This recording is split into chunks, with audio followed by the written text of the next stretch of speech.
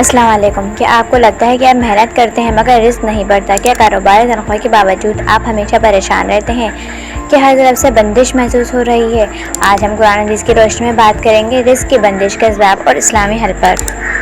رزق کی بندش کے ممکنہ اسباب: گناہوں کی کثرت۔ نبی کریم صلی اللہ علیہ وسلم نے فرمایا، بندہ اپنے گناہوں کی وجہ سے رزق سے محروم کر دیا جاتا ہے۔ نماز کی غفلت۔ قرآن میں ہے کہ نماز قائم کرو تاکہ تم پر رحم کیا جائے۔ نماز رزق کھولنے کا دروازہ ہے۔ حرام کمائی جس سے برکت کو ختم کر دیتی ہے۔ نیت کی خرابی۔ اگر دل میں صرف دنیا کا لالچ ہو تو اللہ برکت نہیں دیتا۔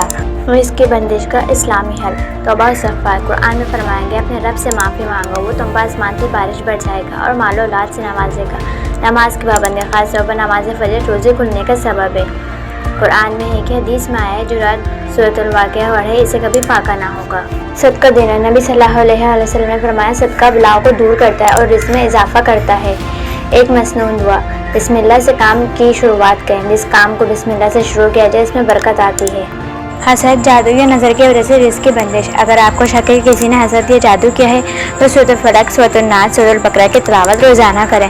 آیت الکرسی صبح اور شام لازمی پڑھیں۔ پانی پر دم کر کے پئیں اور گھر میں چھڑکاؤ کریں۔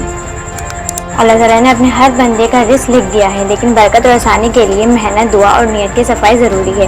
اگر آپ کو لگتا ہے کہ رزق بند ہے تو اللہ سے رجوع کریں، نماز قائم کریں اور صدقہ دیں۔ ہمیں جب اللہ کے قریب آتے ہیں تو رزق ہمارے قریب آتا ہے۔ اور ویڈیو پسند آئے تو لائک، شیئر اور سبسکرائب ضرور کریں اور دوسروں سے ویڈیو ضرور شیئر کریں۔ کمنٹس میں اپنی رائے ضرور دیں۔